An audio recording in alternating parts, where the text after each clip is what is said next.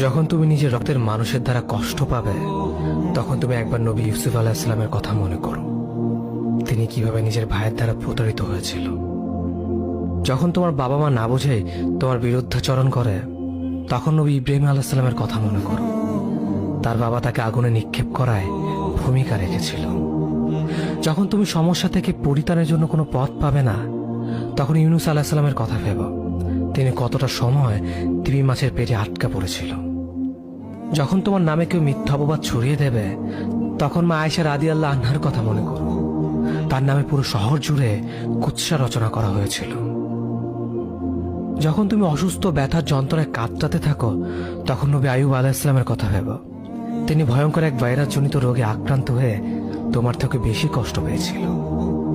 যখন তুমি দিনের কোনো বিধান নীতিতে যুক্তি খুঁজে পাও না, তখন নবী নূহ আলাইহিস সালামের কথা ভেবো। তিনি কোনো প্রশ্ন ছাড়াই মরুভূমিতে নৌকা তৈরি করেছিল।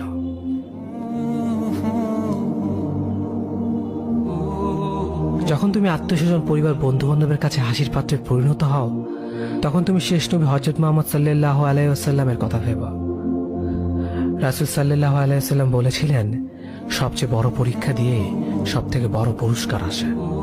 যখন আল্লাহ কাউকে ভালোবাসেন, তখন তাকে পরীক্ষা করেন, এবং যে এই পরীক্ষাগুলো মেনে নেয়, সে আল্লাহর সন্তুষ্টি অর্জন করে। আর যে অভিযোগ করে, সে তার ক্রোধের পাত্র হয়। হে আল্লাহ, তোমার কথা মনে করা, তোমার প্রতি কৃতজ্ঞ হওয়ার এবং তোমার ইবাদত করার তৌফিক আমাদের দান করো। আমিন। যেভাবে তুমি সন্তুষ্ট হও, সেভাবেই আমাদের পরিচালিত করো।